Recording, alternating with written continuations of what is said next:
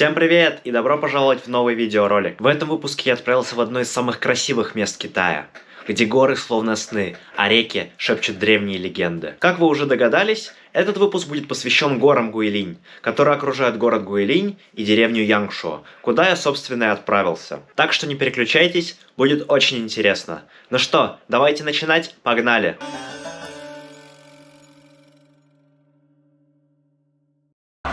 Всем привет! Сегодня мы отправляемся в Гуйлинь. Рано утром мы отправились на железнодорожный вокзал Чунцина. На вокзале, как всегда, было много людей, но, к счастью, в этот раз на поезд мы успели. Дорога от Чунцина до Гуйлиня заняла около 5 часов. Во время пути можно было наблюдать потрясающе красивые виды на горы.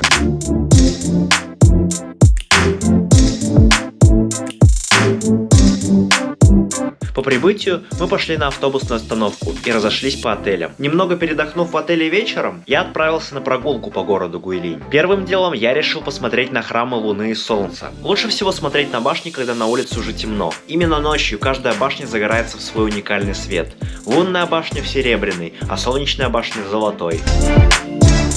На следующий день мы решили посетить пещеру тростниковой флейты.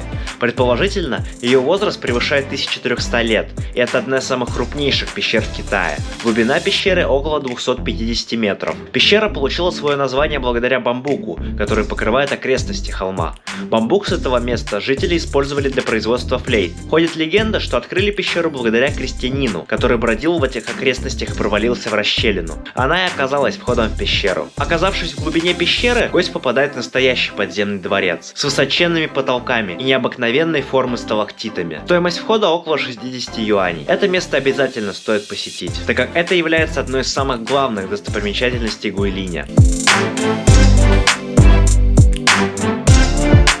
После этого мы решили посетить еще одну достопримечательность, которая называется горой слоновьего хобота. Такое название эта гора получила из-за невероятной схожести со слоном. На горе находятся прогулочные тропы, по которым можно прогуляться, а также можно забраться на вершину горы, откуда открывается потрясающий вид на Гуйлинь и горы, которые его окружают. Одна из версий легенд гласит, что нефритовый император прибыл на землю верхом, на слоне, либо чтобы завоевать, либо чтобы просто нанести визит в мир людей. Прибыв в прекрасный Гуйлинь, слон был настолько поражен красотой величественных рек и гор этого района, что решил остаться здесь навсегда. Входной билет в парк стоит около 40 юаней. Город Гуйлинь, по китайским меркам, довольно маленький город. Основан город был в 4 веке до нашей эры. В переводе с китайского Гуйлинь значит лес деревьев Кассии. Город стоит на реке Лидзян. Река считается одной из чистейших рек Китая. И это на самом деле видно, потому что вода там полностью прозрачная.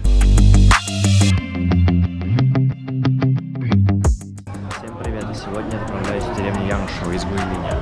Поехали. На следующий день мы отправились в деревню Янгшо. На самом деле способов туда добраться много. Туда идет автобус, поезд и корабль. Но мы решили поплыть туда на корабле, чтобы вполне насладиться горами Гуйлинь и рекой Лидзян. Путь до Янгшо занял около 4 часов на корабле. Один билет стоил около 40 евро. А сейчас мы на второй палубе. Погнали.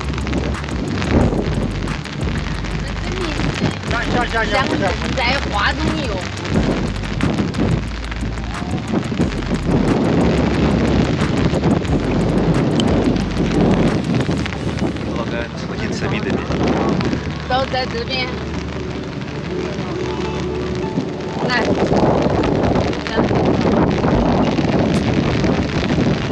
Почти весь путь я простоял на верхней палубе, потому что было просто невозможно оторвать глаз от этой красоты. Правда, когда начался дождь, все-таки пришлось зайти вовнутрь, чтобы не простыть. Но мне кажется, что дождь наоборот придал этим горам какой-то таинственности. Горы Гуйлинь состоят из толстого слоя известняка, который на протяжении многих веков откладывался на дне древнего моря, располагавшегося в этих местах миллионы лет назад.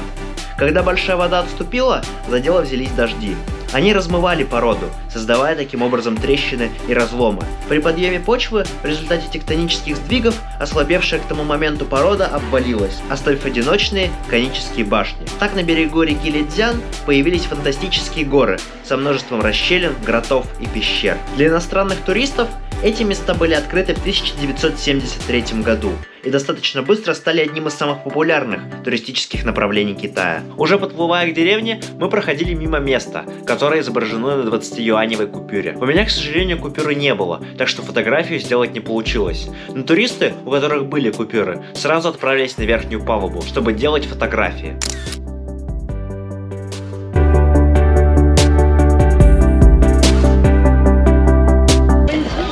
А вот и деревня Янгшо. Поскольку в Янгшо нет общественного транспорта, объехать все природные достопримечательности можно только на машине, либо на мотоцикле, ну или на мотороллере. Поэтому по прибытию мы сразу отправились искать место, где можно это арендовать. К счастью, около порта сразу находились лавки, где можно было арендовать скутер. Аренда стоила около 100 юаней за целый день.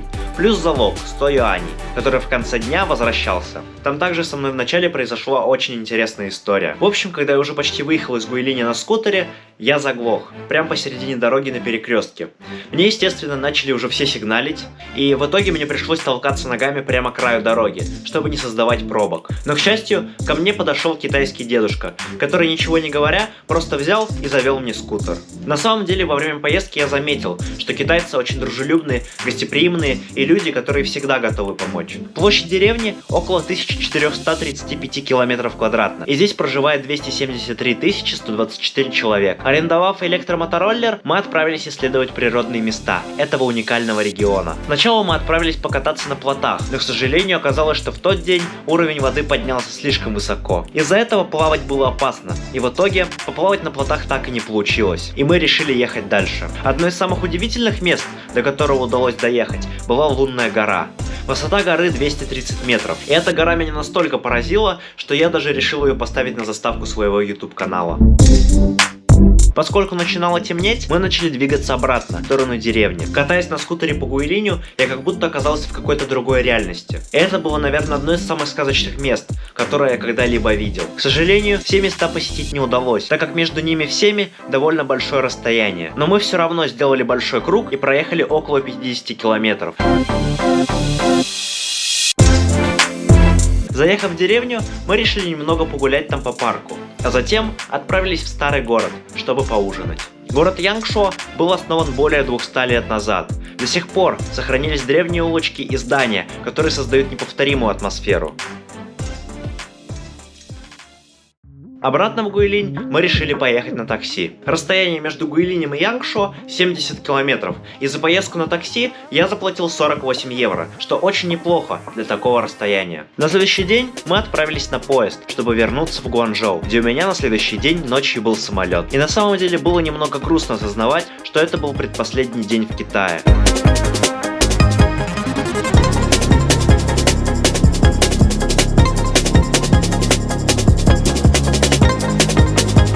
По прибытию в Гуанчжоу я заселился в отель и отправился покупать сувениры и подарки.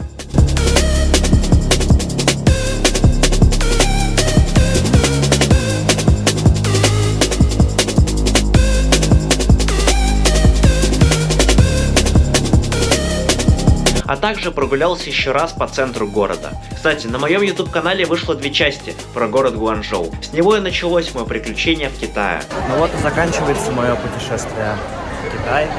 Сейчас я нахожусь на улице Бейджин-Роу в Гуанчжоу. Покупаю сувениры и скоро поеду в аэропорт. На следующий день перед отъездом мы еще раз отправились на Бейджинг-Роуд. Про эту улицу я рассказывал в выпусках про Гуанчжоу, которые я очень советую посмотреть. Там мы поделали фотографии на память. Также семья подруги мне подарила китайский чай, что также доказывает тот факт, что китайцы очень гостеприимные люди. Также недалеко от этого места я попробовал бамбуковый сок. Очень, кстати, вкусно. Чем-то похоже на яблочный сок с сельдереем.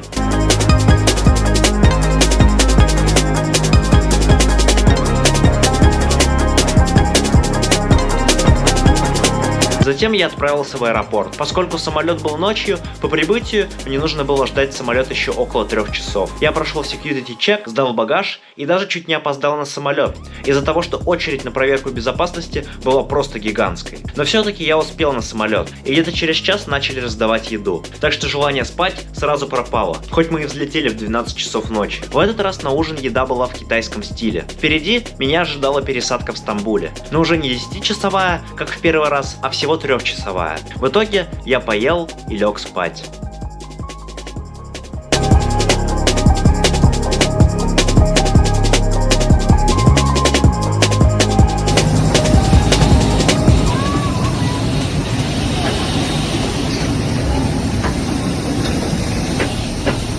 Вот закончилось мое путешествие в Китай. Сейчас я нахожусь в Стамбульском аэропорту и буду ждать своего рейса в Таллин. В Стамбул я прилетел ранним утром, так что на улице было еще темно. Там я снял обзор цен в Стамбульском аэропорту и сел на самолет в Таллин.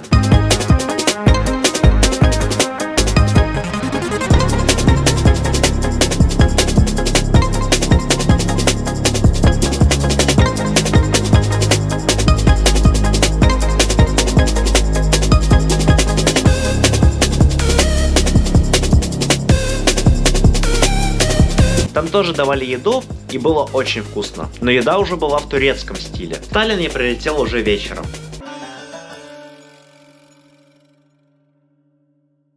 Китай – это страна, которая навсегда осталась в моем сердце. Это место с потрясающей природой, добрыми, открытыми людьми и невообразимо вкусной кухней, по которой я теперь буду точно скучать, как и по самому Китаю. Каждый день здесь был как маленькое открытие, и я точно знаю, я хочу вернуться. Вернуться, чтобы увидеть еще больше и, конечно, снять для вас новые истории. И только с вашей поддержкой я смогу это осуществить. Надеюсь, вам понравился этот выпуск и вся серия о моем путешествии в эту уникальную страну. Подписывайтесь, ставьте лайки. Таким образом вы сможете сделать большой вклад в развитие моего канала, а также способствуете выходу новых роликов. Также я хочу поблагодарить вас за большую активность на предыдущем видеоролике про город Чунцинь, который собрал аж 11 тысяч просмотров. Спасибо большое за просмотр. Увидимся в следующих видеороликах. Впереди еще много интересного. До скорых встреч. Пока-пока.